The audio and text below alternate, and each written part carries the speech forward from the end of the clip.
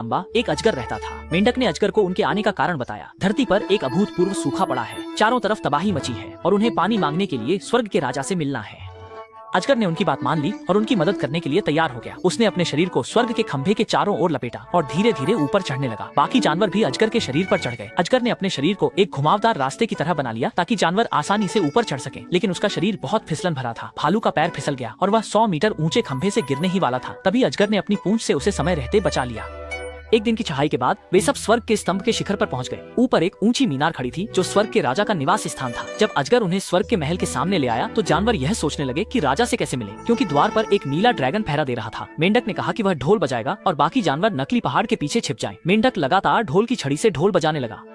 ढोल की आवाज सुनकर नीला ड्रैगन तुरंत जाग गया, तेजी से सीढ़ियों से नीचे उतरा और मुख्य द्वार पर आ गया। दरवाजे की दरार से ड्रैगन ने एक मेंढक को ढोल बजाते देखा तो उसने कुछ दिव्य मुर्गों को बुलाया और उन्हें इस घुसपैठिए मेंढक को खा जाने का आदेश दिया। मेंढक ने चालाकी से उन्हें नकली पहाड़ी के पास बुलाया, जहाँ से अचानक एक लोमधी बाहर निकल आई। अपने प्राकृतिक दुश्मन को देखकर मुर्गे डर के मारे भागने लगे, लेकिन तब तक लोमधी उन पर झपट पड़ती और उन्हें काटने लगी।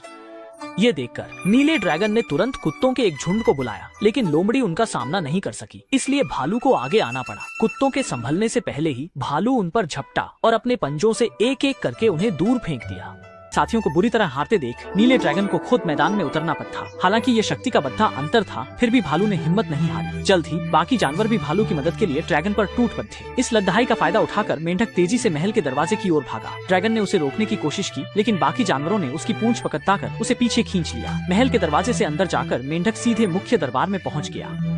इस समय तेंदी शतरंज की बिसात देख रहे थे। उन्हें समझ नहीं आ रहा था कि वे कैसे हार गए। मेंढक उछलकर शतरंज की बिसात पर जा पहुंचा और उसने तेंदी को बताया कि धरती पर भीषण सूखा पड़ता है। शुरू में तेंदी ने मेंढक की बात पर यकीन नहीं किया। जब उन्होंने जादुई दर्पण में देखा तो पाया कि धरती सचमुच नर्क बन चुकी है। उन्हें याद आया कि यह सब उनके द्वारा इंसानी पानी को दांव पर लगाने का नतीजा है, लेकिन अब सारा पानी सूखा देवता के नियंत्रण में था और वे भी बेबस थे। अभी मेंढक की एक बात ने उसकी आंखें खोल दी। पानी भले ही छीना न जा सके, पर बादलों से उसे बनाया जा सकता है। ये सुनते ही देवराज को सब समझ आ गया। वे तुरंत मेंढक को लेकर एक कमल के पास गए और उसमें सोए हुए वर्षा बादलों को जगा दिया। बादल धीरे धीरे स्वर्ग से निकलकर धरती के ऊपर छा गए। जब सूखा देव यह सोच रहा था कि उसने दुनिया पर कब्जा कर लिया है, तभी बादलों ने आसमान ढक लिया और धरती पर मूसलाधार बारिश होने लगी।